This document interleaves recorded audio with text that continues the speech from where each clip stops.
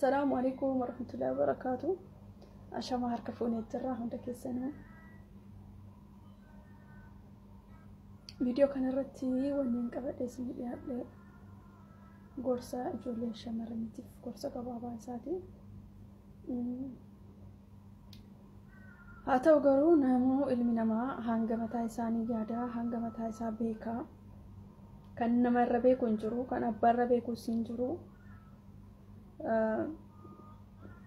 ta'eetis garuu namni yooma wal yaadachiise yooma walitti hime irra gaariidha. Wal qeequurraa wal arrabsuurraa irra caaltuun isa tana waan taateefu wanni isin jechuu barbaade obboleewwan kiyya kan shamarranii keessaafuu ijoolleen biyya alaatti argamtan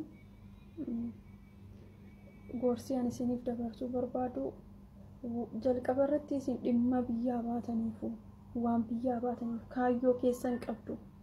Kaayyoo itti biyya baatanii kaayyoo keessan san immoo irraanfattanii waan kaayyoo dhabeessaa fi waan haala dhabeessa oguu itti seentan xiqqoo garaa nama nyaataa waan nama gaddisiisuudha dhugaa rabbi.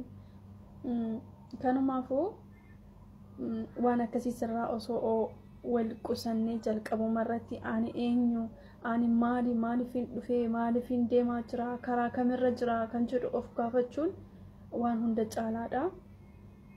Waan tokko erga itti seennee booda keessa boonti qishoonni ulfaata. Tanumaafuu jalqaba irratti osoo waa mara itti seenin osoo waa mara hin godhin dura of gaafachuun dhaabbannee of ilaaluun waan hunda caalaadha. Erga wanni ta'ee booda ebaluu akkasii ana akkana ture maarree kuni waan ilaalcha hin taanes waan dhageettiif hin taanes dhugaa. Kanumaafuu ijoollee shamarranii warroonni biyyaan baa keessatti argamtan hundi keessanuu keessaafuu irra caalaa wanni aan dubbachuu fi barbaadu ijoollee Dubaay keessatti argamtan.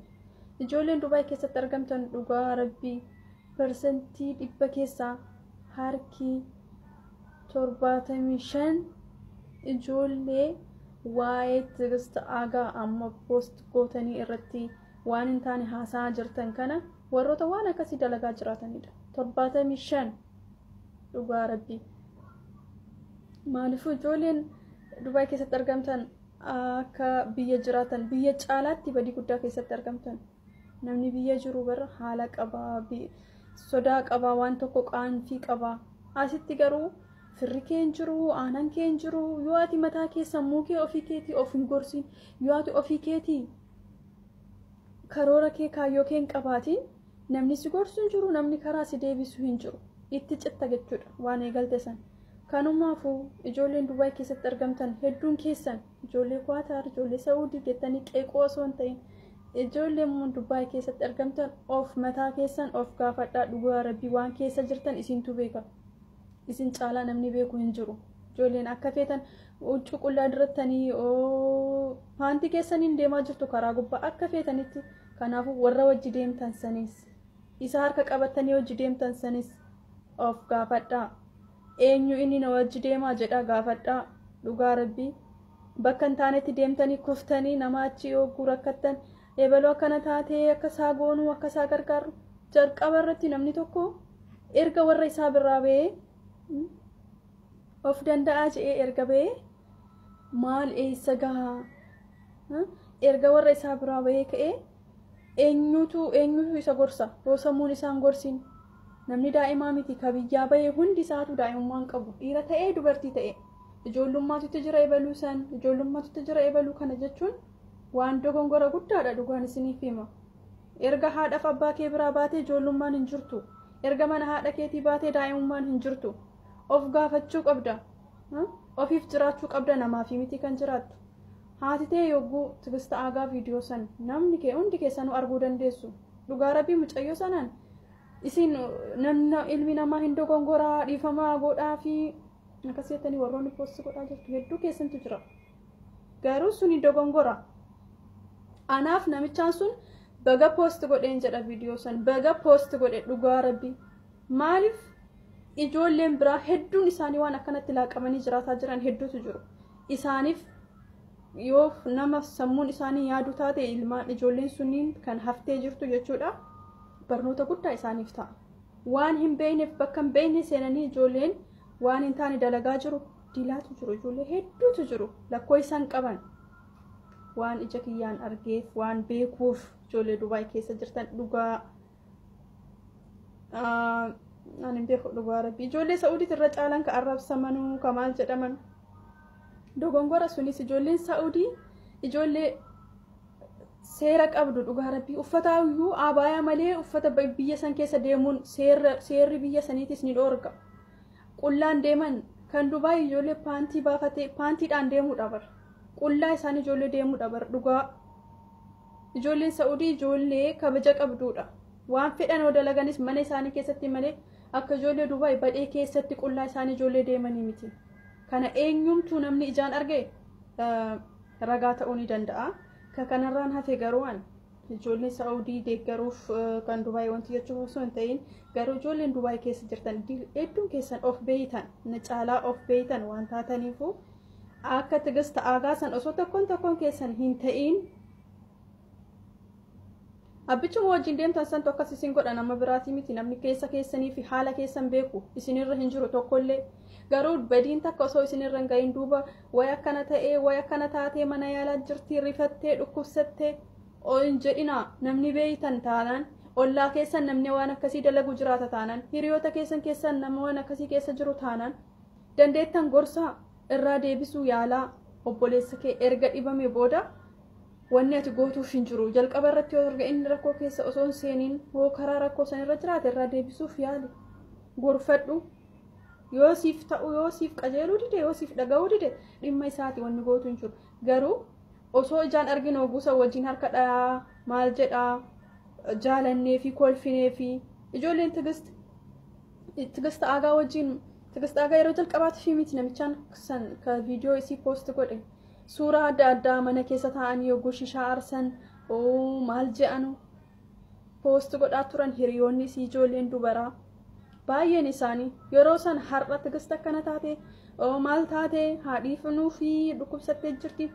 Social media irratti eenyumtuu sin jiraachisu eenyumtuu abbaan fedhe sirraa waan fedhe si arrabsee maal si godhe waan namni takkittiin waan namni si jiraachisu hin jiru. Dalagaa keetii kan olchee si bulchu haala keetii kan si jiraachisu malee nama social mediaati miti. Ati maatiin keetu yoo ati kabajan qabaatiin yoo ati naman ta'in maatiin keetu dantaa sitti hin qaban. Uummanni social media waan fedhe jedheef waan fedhe haasayeef namni si olchee bulchuu hin jiru. Tanumaaf ati ka jiraachuu qabdu mataa keetii fi kabajaan ofii fi ilmi namaa tokko kan kabajamus ka kabajus ofii fi kabajaan jechuudha. Kanumaafuu ani ijoollee shamarranii dhugaa rabbii waan isiniin jechuu barbaadu. Ijoolleen mana xalabaa jirtan isini ijoollee warqiin isini dhugaa rabbii. Ijoollee ala keessa dalaydaan laaltaniitu waan hin taane akkasitti isin bashannanaa jirtii maali. Ijoollee baay'een isaanii ijoollee mana arabaa teessee dalagattu ijoollee gowwaa waan hin beekne waan akkasii araba akkasii fa'aatu isaanii dhiyaata. Garuu gowwaan isin warra ala keessa deemee hudduu qullaa deemeetiniin waan hin taane dalagu. Gowwaan isin caalaa hin jiru dhugaan isinitti himamiti. Dhugaa gowwaa irraan achiiti isin. Hedduu nama aarsitu waan kabajaan beekne isin waan of hin beekne isin warri ala keessa deemtanii waan hin taane dalaydan sunniin jechuudha. Of qusadhaa of eegaa mana keessa teettanii shilingiif sumuuni inni badhee keessa deemeetiniin dalagee isinii fidu isiniif bu'aan qabu. Hogguu kaatanii mana arabaa seentaniitiniin xaraydaniitu shantibeetii isaanii dhiixaniitu jiraattan suni kabajaadha. Okay? Wanni biyyaa baataniif sani dalagaan qaanyiin qabdu. Dalagaan waan itti qaanfatanuu miti. Hannummaadhaa fi waan hin taane dalaguun tan nama qaanfachiisu malee dalagaan nama hin qaanfachiisu. Ilmi namaa waan fedhe dalagee dhagaa falaxee muka falaxee jiraachuu danda'a. Suni kabajaadha isaaf. Isin garuu mana keessa teettanii yogguu inni isinii galee firaasha aftanii irra raftanii isa eeguun sun kabajaa isinitti fakkaate. Suni sarummaadha. Dhugaa rabbi sarummaa irraa gadiiti. Warra keessanis maqaa nyaatanii ofis warra maqaa nyaataa jiru warri waan akkasii dalaydan suni warri kabajaan qabne warra keetiifis kabajaan qabne. Ati osoo kabajaa qabaattee kaayyoo biyyaa baateef keessan eeggatte jechuudha dalaydee jiraatta. Kanumaafuu ofis maqaa nyaatanii warra keessanis maqaa nyaatinaa ijoolleen shamarranii bakka jirtan maratti biyya arabaa jirtan irra hundarrattu of eegaa of eeggannoo guddaa godhaa waan hin taane wajjin hin deeminaa dhuguma namicha san isii jaalate taanan tikistaagaa waa'ee tikistaagaa irratti oguun deebu jalqabuma maaliif viidiyoo isii godhaa ture erga isii jaalate wal lolanii aaranii jennaan waan hin taane viidiyoo godhee jedhan jalqaba inni oguu isii wajjin waan ta'ee godhu maaliif viidiyoo isii gochuu barbaachise maaliif oguu san inni erga jaalala dhugaa isii qabaate oguu san maaliif isii viidiyoo godhe wayituma nagaa qaban san saniifuu oguu jalqabumarraayyuu isii sobaatti taphataa jira jechuudha sanuummoo baangaalii fi paakistaanii waan hin taane kototan taane hunda wajjin maaliif deemtanuu isin fayyaan qabdan ijoolleen dubaraa dhugaa rabbii cabaa keessan ka biyya keessanii isiniif waan guddaadha haa ta'u garuu yooma jaalattanuu waan kabajaa qabu waan isiniifis ta'u waan warra keessaniifis ta'u waan hamilee keessan ol qabu malee waan hamilee keessan gadi qabu wajjin hin deeminaa dhugaa rabbii ijoolleen shamarraa waan hin taanerraa of qusadhaa dhugaa rabbii isinumaaf malee boodeen waanuma nama miidhulleen qabu nama biraa yoo namni akkas isiniin jedhee ijoolleen hedduu jiran ijoollee Dubaay keessa waan hin taane harka qabatanii jala deemtan boorsaa keessan isinii qabee harka keessan isinii qabee oguu isii wajji deemu kabajaa isiniif fakkaate moo kabajaa miti dhugaa salphina kun salphina guddaa isinitti hima miti kanaafuu please hundi keessanuu bakka jirtan maratti dhugaa rabbi kabajaa keessan eeggadha kabajaa warra keessaniitis eegaa dalaydanii nama guddaa taatanii boru kaayyoo keessan waan itti biyyaa baataniif san irra geettanii biyya keessan galuu dandeessan obsitanii dalaydan taanan waan dalaydan sanitti amantan taanan hundi keessanuu bakka ni geettan hundi keessanuu jechuudha kanaafuu wanni guddaan obsa barbaachisaa lammataan mootu biyya kanatti miti kan isin boqattaniitiin waan hin taane wajjin mana teettaniitii miti kan isin boqattan gaafa har'asitti dalaydan biyya keessan galtanii mootummaa taatanii boqattu gaafa si boqonnaan keessan obsaa asitti waan hin taane wajjin dalagaa jibbansaaf kaatanii dalagaan dalaynuuf jettanii waan hin taane mana nama hin taane seentanii warroonni taa'aa jirtanuu dhugaa rabbii osoo kaatanii dalaydanii of jijjiirtanii eenyumtuu eenyu gadi hin jiru namuu walqixa addunyaa kanarraa warri modeela ta'aniitiin warri bareedumaan yookiin addunyaa irratti beekaman bareeduma isaaniitii miti yookaan immootu dandeettii waa qabeenya isaaniitii yookiin immootu maal jedhee isinitti hima dandeettii waan biraatii miti dandeettiin isaan beekamtii isaanitti godhe maalinni konfidensii qabaachuu isaaniitti ofitti amanamummaa qabu irra caalan isaanii jechuudha namni ofitti amane immoo bakka barbaade san gahuu ni danda'a bakka barbaade san dhaqqabuu ni danda'a kanaafuu ofitti amanamummaa fi waan hundaafuu obsa qabaachuun bakka yaadde san irraa wanni si deeggarsu hin jiru abdii qabaadhu abdiin kutatinii waan biyyaa baateef san yaadadhu bakka yaaddees ni geettaa kanaafuu wanni isiniin jechuu barbaadu bakka jirtan maratu waan hin taane irraa of qusadhaa namni dalagaatti jirtan dalagaa keessan jabeeffadhaa namni waan hin taane keessa jirtan please video tigist aagaa saniin nama amanuun isin haa ga'u waan hin taanes hin amanina waan hin taanes jalan deemina keessaa bayaa isiniin jedha dhugaa rabbii kanumaafuu galatoomaa waan na dhaggeeffattaniif kana caalaa waan isiniin jedhu isin qabu